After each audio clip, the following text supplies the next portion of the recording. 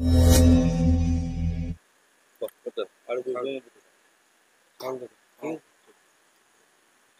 2025-26 ପ୍ରଥମ ନାଟକ ଆପଣ ଡିରେକ୍ସନ୍ ଦେଉଛନ୍ତି ସ୍ୱର୍ଣ୍ଣମହଲ। ନାଟକ ବିଷୟରେ କିଛି କୁହନ୍ତୁ। ଯାତ୍ରା ବର୍ଷ ଆରମ୍ଭ ହେଲେ ସବୁ ରାଇଟର ଡାଇରେକ୍ଟର ମାନଙ୍କର ଗୋଟେ ଅଲଗା କଳାକାର ମାନଙ୍କର ସମସ୍ତଙ୍କର ଗୋଟେ ଉତ୍କଣ୍ଠା ରହେ ଯେ ନୂଆ ନାଟକ ଶିଖିବୁ, ନୂଆ ଡାଇଲଗ ଡେଲିଭରି ହବ, ଦର୍ଶକମାନଙ୍କ ପାଖରେ ପୁଣି ଲୋକପ୍ରିୟତା ପାଇବୁ। ଜୟ ଜଗନ୍ନାଥ, ଜୟ ଦୀନବନ୍ଧୁ। ମୁଁ ପ୍ରଶାନ୍ତ ନାୟକ ବଳିଆ। ମୋର ଏ ବର୍ଷର ପ୍ରଥମ ନାଟକ ଗୁହାରେ ଶୁଣ ଦୀନବନ୍ଧୁ ସ୍ୱର୍ଣ୍ଣମହଲରେ ଆରମ୍ଭ ହୋଇଛି। ଏଇ 2 ଦିନ ହେବ। ନାଟକ ଟିକେ ଅଲଗା କରିବାକୁ ଚେଷ୍ଟା କରୁଛି। ଗତ ବର୍ଷର ହାକୁଷ୍ଣ ନାଟକ ଯେମିତି କରିଥିଲି ତାଠୁ ଟିକେ ଅଲଗା ଚେଷ୍ଟା କରିଛି। କ'ଣ ଫଳ ଘଟିବ ଦର୍ଶକ ଦେବତାଙ୍କ ଉପରେ ନିର୍ଭର କରେ। ନାଟକରେ ମୁଁ ମୁଖ୍ୟ ପ୍ରସଙ୍ଗଟି ରଖିଛି। ନାଟକ ଆମ ଦେଶ ସ୍ୱାଧୀନ ହେବାର 10 ବର୍ଷ ପରର କାହାଣୀ। 1955 ମସିହାର ଗପଟିଏ। ସେ ଗପକୁ ମୁଁ କ୍ୟାରେକ୍ଟରାଇଜେସନ୍ କରିଛି ବା ଡ୍ରାମାଟିକ୍ ୱେରେ ନେଇଛି। ଗୋଟିଏ କଥା, ଏ ନାଟକରେ କୌଣସି ଚରିତ୍ର ଆମର ପ୍ୟାଣ୍ଟ ସାର୍ଟ ୟୁଜ୍ କରୁନାହାନ୍ତି। କହୁଥିଲେ ସୁଭାଷ।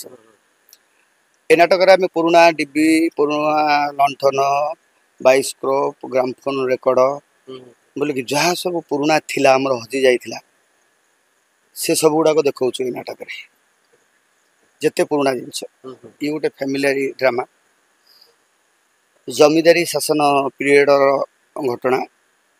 ଆଉ ତାପରେ ତ ଜମିଦାରୀ ଉଚ୍ଛେଦ ହେଲା। ସେତେବେଳର କଷ୍ଟ୍ୟୁମ୍ ପ୍ରପର୍ଟି କ'ଣ ସବୁ ଥିଲା ତାକୁ ମନେ ପକାଇ ବହୁତ ତୀକ୍ଷ୍ଣତାର ସହିତ ନାଟକଟି କରିବାକୁ ପଡ଼ୁଛି। ଆମ ଓଡ଼ିଆ ଗପ, ପୁରା ଓଡ଼ିଆ କାହାଣୀ, ଓଡ଼ିଆ ପରମ୍ପରା, ଓଡ଼ିଆ ସଂସ୍କୃତିରେ କିଛି ବି ନାହିଁ। ସେଇ ସମୟକୁ ନେଇକରି ଆମେ ଡ୍ରାମାଟିକ୍ କରୁଛୁ। କେତେ ଦୂର ଏଇଟା ଫଳପ୍ରଦ ହେବ ସେଇ ଦର୍ଶକ ଦେବତାମାନଙ୍କ ଉପରେ ନିର୍ଭର କରେ। ଆଉ ଦର୍ଶକ ତ ଭଗବାନ ନା। ତେଣୁକରି ମୁଁ ମୋର ଚେଷ୍ଟା କରୁଛି ସେ ତେଣିକି ଦୀନବନ୍ଧୁଙ୍କ ଇଚ୍ଛା। ଦୀନବନ୍ଧୁକୁ ନେଇକି ଆପଣ ପ୍ରତିବର୍ଷ ନାଟକ କରୁଛନ୍ତି। ଦୀନବନ୍ଧୁ ହଁ, ମୋର ନାଟକ ଟିକେ କ'ଣ, ମୁଁ ସ୍ପେସିଫିକ୍ ଟିକେ କାହା ନାଁରେ ନାଟକ କରିବା କି କୌଣସି କ୍ୟାରେକ୍ଟରକୁ ଇଏ କରିକିରି ନାଟକ କରିବା ମୋର ସେମିତି ନାଟକ ନୁହଁ। ମୋର ଯେତିକି ନାଟକ ମୁଁ ବର୍ତ୍ତମାନ ସୁଦ୍ଧା, ମୁଁ ତ ଏଇ 3 ବର୍ଷ ହେଲା ଏଣ୍ଟ୍ରି କଲି। ଆଗରୁ ଆର୍ଟିଷ୍ଟ ଥିଲି, ନିଜେ ରୋଲ୍ କରୁଥିଲି ପାର୍ଟିରେ 16 ବର୍ଷ କାଳ। ମୋର ଏ 3 ବର୍ଷ ଭିତରେ ମୁଁ 19ରୁ 20 ଖଣ୍ଡ ନାଟକ କରୁଛି। ତା ପୂର୍ବରୁ ସୁଟିଂ ନାଟକ 40ଟା କରିଛି ଟିଭି ପାଇଁ, ସେ ତ ଛାଡ଼। ସେ 20 ଖଣ୍ଡ ନାଟକରେ ମୁଁ ସବୁଥିରେ ଭିନ୍ନ ଭିନ୍ନ ଟେଷ୍ଟ ଦେବା ପାଇଁ ଚେଷ୍ଟା କରିଛି। ଏବଂ ଟାଇଟେଲ୍ ବି ମୋର ଏ ବର୍ଷର ଯେଉଁ 5-6ଟି ନାଟକ 7ଟି ଅଛି କରି ତ ପାରିବିନି, ଆଉ 2-3ଟା ବି ଫେରାଇବାକୁ ମୋତେ ପଡ଼ିଲା ବାଧ୍ୟ ହୋଇ। ସବୁ ନାଁ ଅଛି। ପ୍ରଥମେ ସ୍ୱର୍ଣ୍ଣମହଲର। ସ୍ୱର୍ଣ୍ଣମହଲ ପାଇଁ ଏତିକି କହିବି, ଇଏ ମୋର ଡିରେକ୍ଟର ହେବା ପଛରେ ଏ ମହତା ବାବୁଙ୍କର ବହୁତ ହାତ। ସେ ମୋର ଦୁର୍ଦିନ ସମୟରେ ମୋ ପାଖରେ ଯେତେବେଳେ ମୋ ପୁଅକୁ ଜ୍ୱର ହୋଇଥାଏ, 200 ଟଙ୍କା ନଥାଏ, ସେ ମୋତେ ଖୋଜିକିରି ଆଣିଲେ। ଫୋନ୍ କଲେ, ବଳିଆ ତୁମେ କ'ଣ କରୁଛ? ମୁଁ କହିଲି, କାରଣ ମୁଁ ଡ୍ରାମା, ସେ ବି ଡ୍ରାମାରେ ଆକ୍ଟିଂ କରୁଥିଲେ, ମୁଁ ବି ସେ ଭଲ କଳାକାର, ଭଲ ଇଏ, ମୁଁ ବି ନାଟକ କରୁଥିଲି। ଆମେ ସାଙ୍ଗ ହିଁ ନାଟକ କରୁଛୁ। ଯେତେବେଳେ ସେ ଯାତ୍ରାପାଟି କଲେ, ମୁଁ 10 ମସିହାରେ ଯାତ୍ରାପାଟି ଛାଡ଼ିଦେଲି। ତ୍ରିନାଥ ହେଉଛି ମୋର ଲାଷ୍ଟ ପାର୍ଟି। ଛାଡ଼ିଦେଲା ପରେ ସେ ଯେତେବେଳେ ମାଲିକ ହେଇଗଲେ, ମୋତେ ଆଉ ଟିକେ ତାଙ୍କ ପାଖକୁ ଯିବାକୁ ସଂକୋଚ ଲାଗିଲା। କାରଣ ମୁଁ ଯାତ୍ରାପାଟିରେ ଥିଲି ନା। କର୍ମଚାରୀ ଆଉ ମାଲିକର ବ୍ୟବଧାନଟା ମୁଁ ଭଲ ଭାବରେ ଜାଣିଛି। ଯେତେବେଳେ ମାଲିକ ହେଇଗଲେ, ମୁଁ ଭାବିଲି ସିଏ ଆଭଏଡ଼୍ କରିବେ, କ'ଣ କରିବେ, କାହିଁକି ଯିବି। ତାପରେ ମୁଁ ବି ଯେହେତୁ ରୋଲ୍ କରୁଥିଲି ଏତେ ବର୍ଷ କାଳ, ମୋତେ ବା କାହିଁକି କିଏ ଡିରେକ୍ସନ୍ ପାଇଁ ଡାକିବ, ସେ ଭୟଟା ଥିଲା। ସେ ମୋତେ ଡାକିଲେ କରୋନା ଟାଇମ୍ରେ। ସେଇଦିନ ମୁଁ ଜ୍ୱର ହୋଇଥାଏ। ମୁଁ ଯେମିତି କ୍ଲିନିକ୍ ମୋ ପୁଅକୁ ନେବି ବୋଲି ମୋ ପାଖରେ ପଇସା ନଥାଏ, 200 ଟଙ୍କା ବି ନଥିଲା। ହଠାତ୍ ଗୋଟେ ଫୋନ୍ ଆସିଲା ମୋ ପାଖକୁ, ଯେ ବଳିଆ ତୁମେ କ'ଣ କରୁଛ? ବୋଲେ କ'ଣ କରିବି, ମୁଁ ବରଗଡ଼ରେ ରହୁଥାଏ, ଗୋଟେ ଛୋଟିଆ ଝୁମ୍ପୁଡ଼ି ଘରଟେ ନେଇକି। ଏମିତି ଏମିତି ଅଛି, ପୁଅକୁ ଜ୍ୱର ହେଇଛି, ମେଡ଼ିକାଲ ନେଇକି ବାହାରୁଛୁ। ନା ଶୀଘ୍ର ମୋ ପାଖକୁ ଆସ। ମୁଁ କହିଲି ଆପଣଙ୍କ ପାଖକୁ? ନା ତୁମେ ଆସ, ମୁଁ କହିବିନି। ମୁଁ ସେଇଠୁ ଆସିଲି।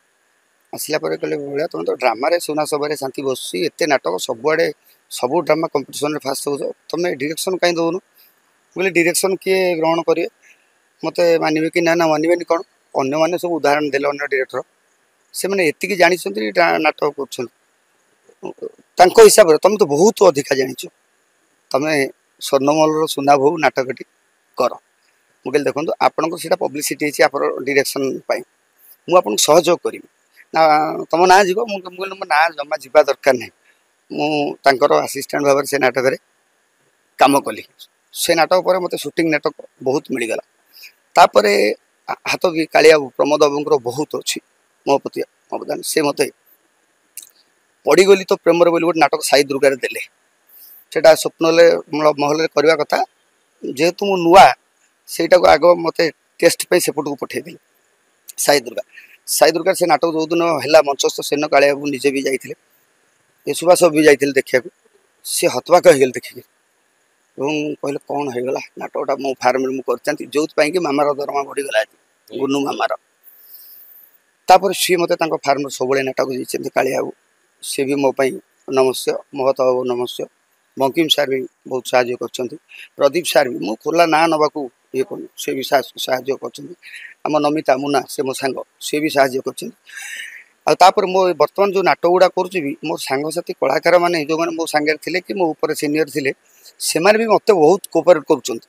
ଓଲଟା କଟଟା ଘଟୁଛି, କାହିଁକିନା ସେମାନେ ଚିନ୍ତା କରିବା କଥା ଇଏ ଆମର ସାଙ୍ଗରେ ଥିଲା, ଇଏ କ'ଣ ଡିରେକ୍ସନ୍ ଦେବ, କିନ୍ତୁ ତାଠୁ ଅଧିକା ସେମାନେ କୋଅପରେଟ୍ କରୁଛନ୍ତି ବୋଲି ଯାହା ହଉ ଈଶ୍ୱରଙ୍କ ଦୟାରୁ ନାଟକ ଗୁଡ଼ାକ ସବୁ ବାଜି ଚାଲିଛି ବୋଲି। କାରଣ ମୋର 16 ବର୍ଷ ଚଳନିଟା ସେଇଆ ଥିଲା।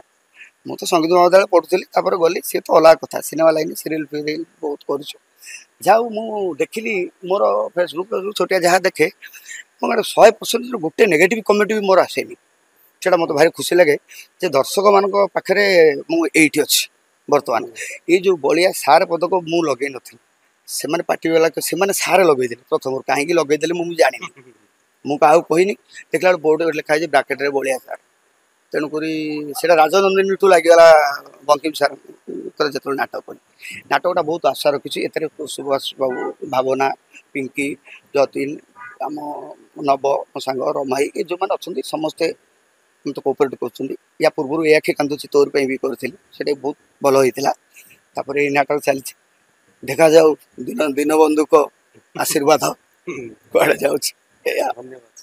ନମସ୍କାର।